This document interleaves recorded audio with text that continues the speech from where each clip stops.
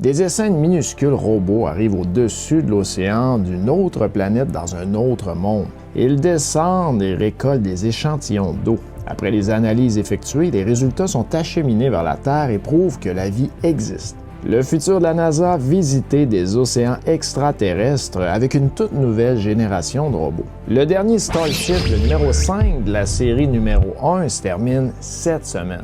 Pour pouvoir gagner le Starship numéro 5, vous devez trouver ce personnage à travers la vidéo, m'écrire à cette adresse, un petit commentaire par la suite et vous êtes éligible au tirage qui aura lieu le mercredi. Vous pourrez également avoir votre nom dans l'almanach officiel BDF que vous retrouvez dans la description. Et si vous voulez savoir si j'ai d'autres Starships à faire tirer, vous avez juste à retrouver sur la vignette un rond rouge écrit « Gagnez votre Starship ». La série numéro 2 se poursuivra dans les prochains mois. J'aime ça être généreux avec le futur.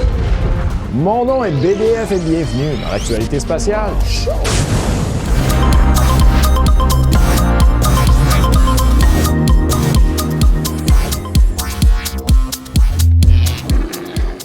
La NASA est connue pour ses voyages dans l'espace, mais tôt ou tard, elle partira explorer les océans extraterrestres à l'aide d'une nouvelle génération de robots.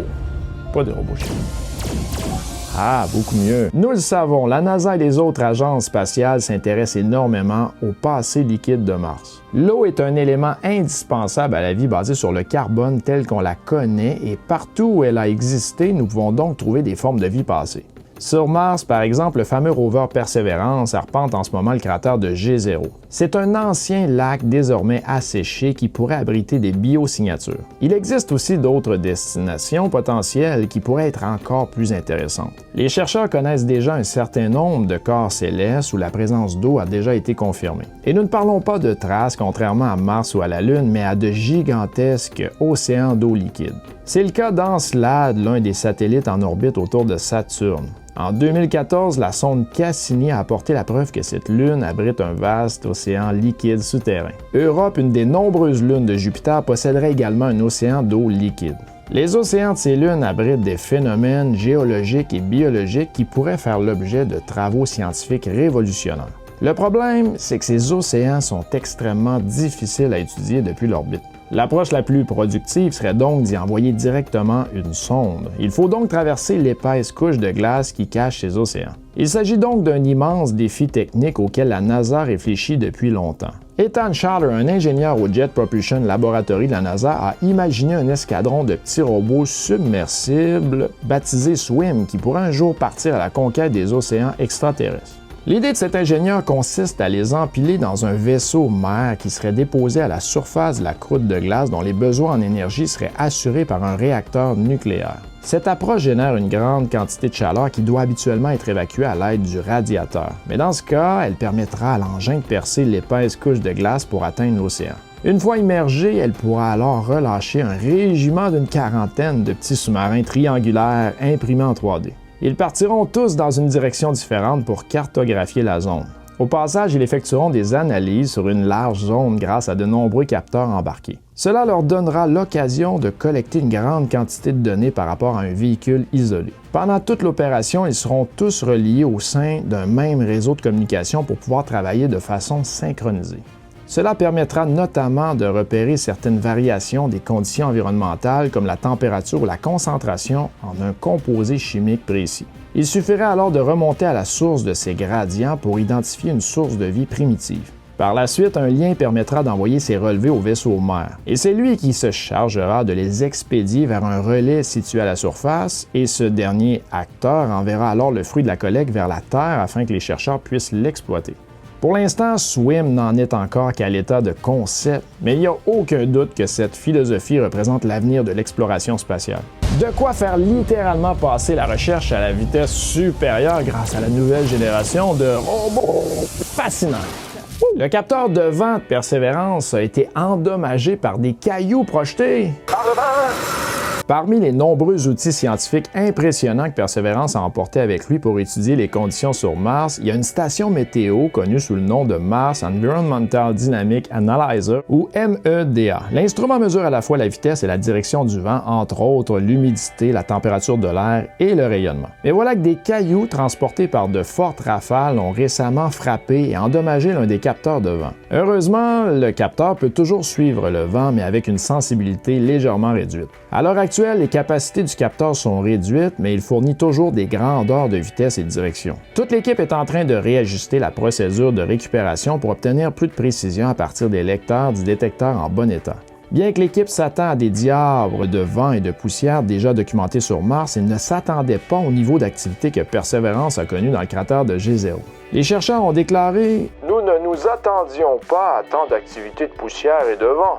Ni les modèles ni notre expérience dans d'autres endroits martiens où se trouvait Curiosity ou InSight ne nous ont prédit autant d'événements et d'une telle intensité. » Environ 4 tourbillons passent devant le rover par jour et pendant une période de pointe d'1 heure, juste après-midi, il peut y en avoir plus d'1 par heure. Les caméras du rover ont révélé qu'au moins 3 fois, d'énormes rafales de vent ont ramassé des nuages de poussière appelés événements de soulèvement de poussière. Le plus grand a créé un énorme nuage qui couvrait environ 4 km². En fait, les rafales peuvent devenir assez fortes sur Mars. Certaines mesures suggèrent qu'ils peuvent atteindre jusqu'à 100 km/h, ramassant du sable, de la poussière et de petites roches. Malgré l'atmosphère incroyablement mince de Mars, seulement 1% de celle de la Terre, eh bien pour nous, les terriens, ça ressemblerait à une légère brise. C'est tout. C'est pas comme dans le film Seul sur Mars, là, avec la fusée qui tombe, là, puis...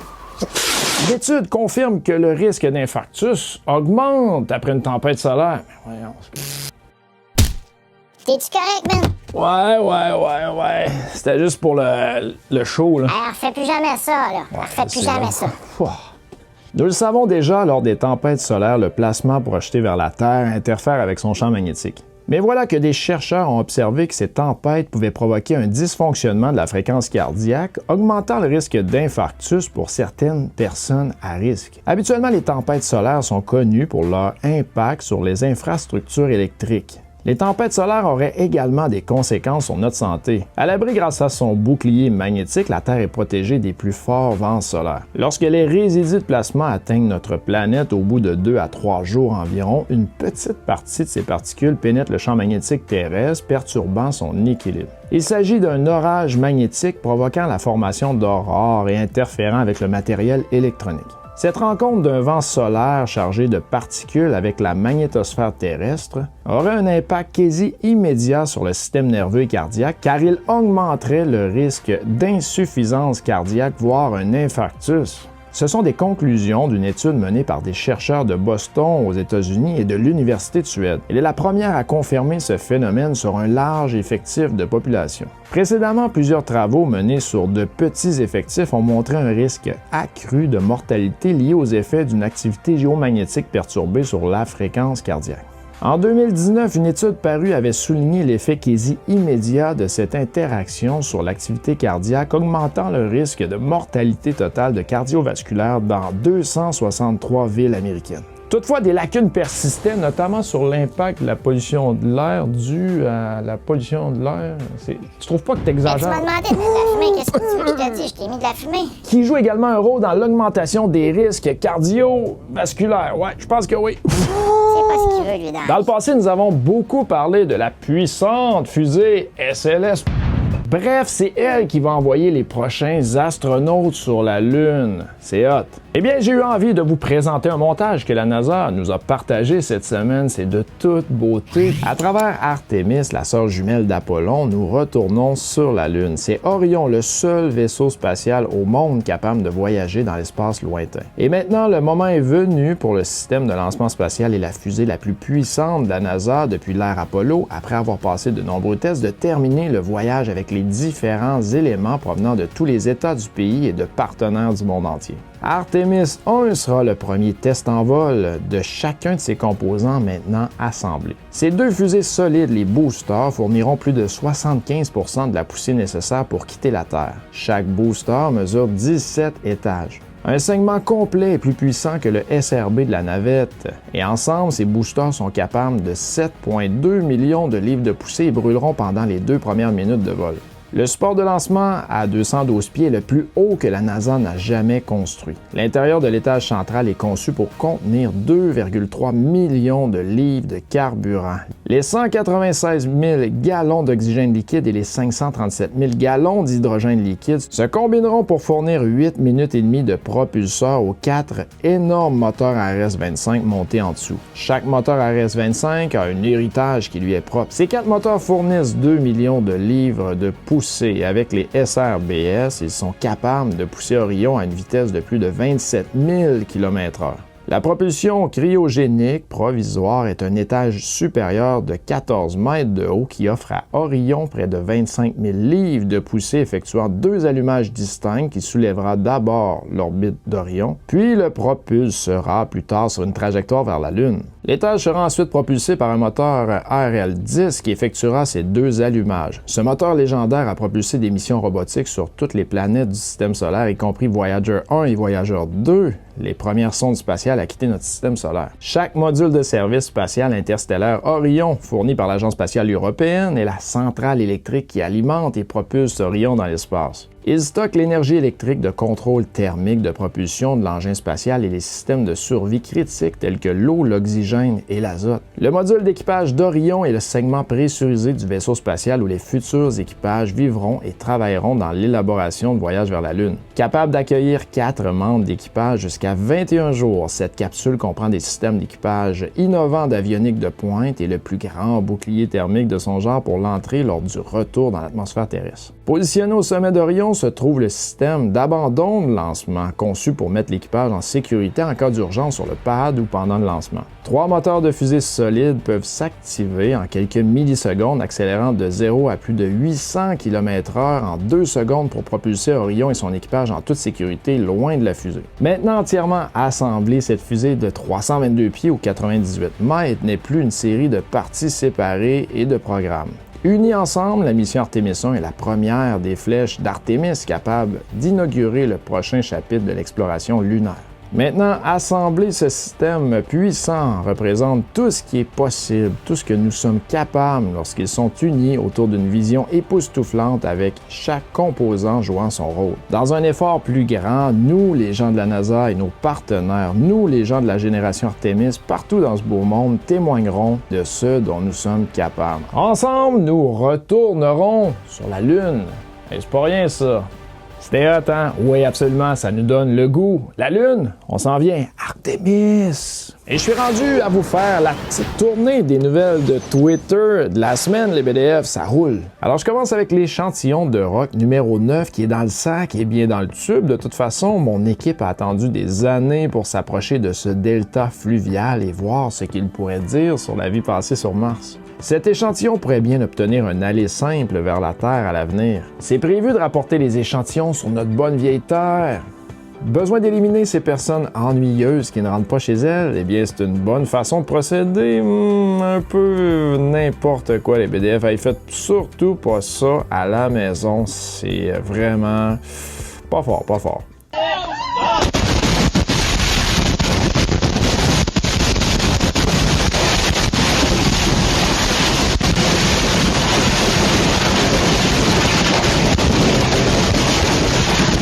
Et je suis curieux, puis vous le savez, les BDF, donc en Afrique du Sud, il y a des requins blancs qui ont déserté des zones où plusieurs de leurs congénères ont été tués. Une étonnante recherche scientifique révèle une sanglante guerre sous-marine menée par des orques.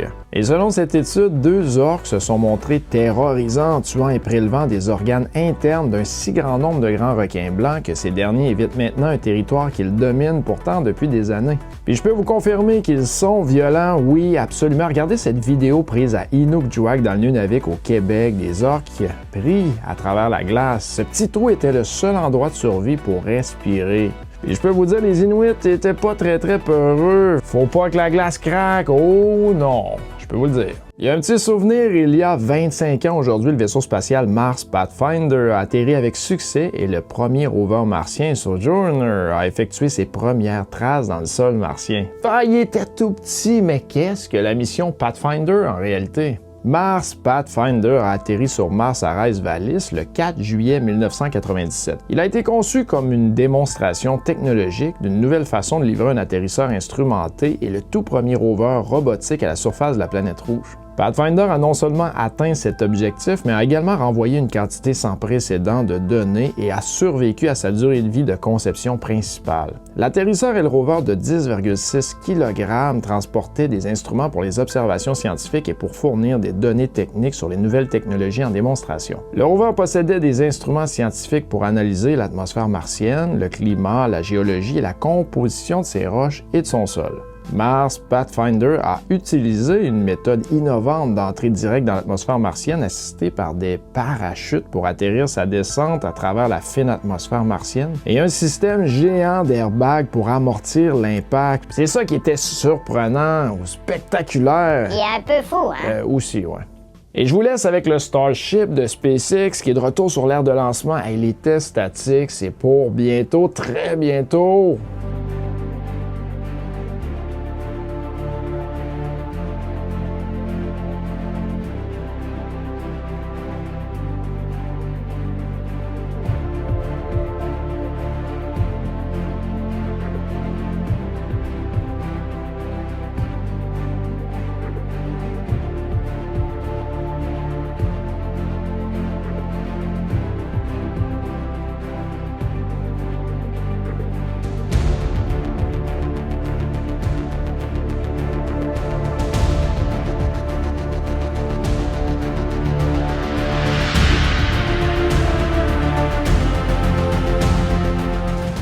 Et ça complète les nouvelles de Twitter de la semaine.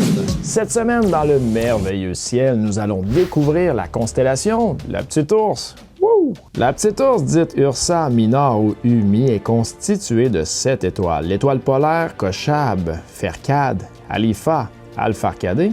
Il y a également Anwar, Alpha Arcade, Xildon et Yumi ou Garma Ursa Minoris. Peu importe les noms, ces étoiles forment une petite casserole. L'étoile polaire est l'étoile que l'on retrouve à l'extrémité du manche de cette petite casserole. C'est la seule étoile qui ne se déplace pas dans le ciel au cours de la nuit. Elle est visible toutes les nuits de l'année depuis l'hémisphère nord. Elle serait 8 fois plus massive et 1600 fois plus lumineuse que le Soleil. Excepté l'étoile polaire, toutes les étoiles de la Petite Ourse brillent faiblement, ce qui la rend difficile à observer.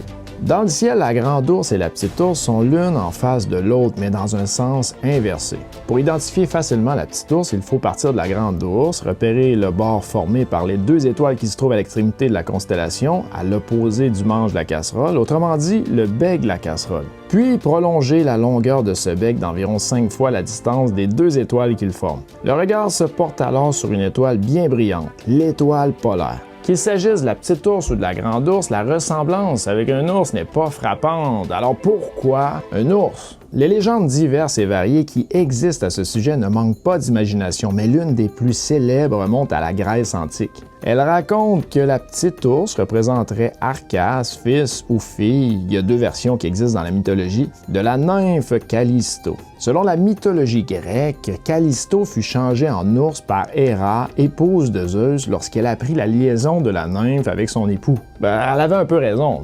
Héra fit également en sorte que l'une des flèches d'Arcas touche sa mère changée en ours lorsque ce dernier partit à la chasse. Après quoi, Zeus décida de la placer parmi les étoiles afin de la protéger pour toujours. Puis Arcas la rejoignit parmi les étoiles. Mère et fils donnèrent ainsi naissance aux constellations que nous connaissons aujourd'hui. La Petite Ourse, elle, est également surnommée le Petit Chariot, la Petite Cuillère ou encore la Petite Casserole. Polaris, qui est d'ailleurs l'étoile la plus brillante de la constellation, est une supergéante jaune-blanche et il s'agit de l'étoile variable Céphéide, ce qui veut dire une étoile variante, géante ou supergéante jaune de 4 à 15 fois plus massive que le Soleil et de 100 à 30 000 fois plus lumineuse. Eh bien, c'est la plus brillante du ciel. Beta Ursa Minoris est une étoile âgée qui a gonflé et s'est refroidie pour devenir une géante rouge à peine moins brillante que Polaris. Kochab et l'étoile Gamma Ursa Minoris ont été nommées les gardiennes de l'étoile polaire. Des exoplanètes ont été découvertes en orbite autour de 4 étoiles dont Kochab. La constellation héberge également une étoile à neutrons isolés, Calvera, et H1504 plus 65, la naine blanche la plus chaude connue à ce jour. Et je termine avec cette image de la petite ours avec le dragon s'enroulant autour d'elle, tel que représenté dans l'Urania Miroir, un ensemble de cartes astronomiques publiées à Londres en 1824. Et ça complète l'actualité spatiale chaude de cette semaine. Merci encore les BDF de suivre la chaîne du futur, de notre futur à tous. Et je termine avec cette petite histoire. Un jour, Albert Einstein, on le connaît Albert Einstein, écrivait sur un tableau les calculs suivants. Dans la classe, tous se moquèrent de lui à cause de son erreur à la fin. Albert Einstein attendit que tout le monde se taise et expliqua. Même si j'ai correctement répondu aux 9 premières questions, personne ne m'a félicité. Par contre, quand j'ai fait une erreur, chacun de vous se moqua de moi. Cela veut dire qu'en dépit de nombreux succès, la société notera notre plus petite erreur et s'en amusera. Donc, je termine en vous disant, ne laissez pas une simple critique détruire vos rêves. Seuls ceux qui ne font rien ne font pas d'erreur. Eh oui, absolument les BDF, et d'ici là, soyez Blue Dot, parce que le futur, ça commence maintenant.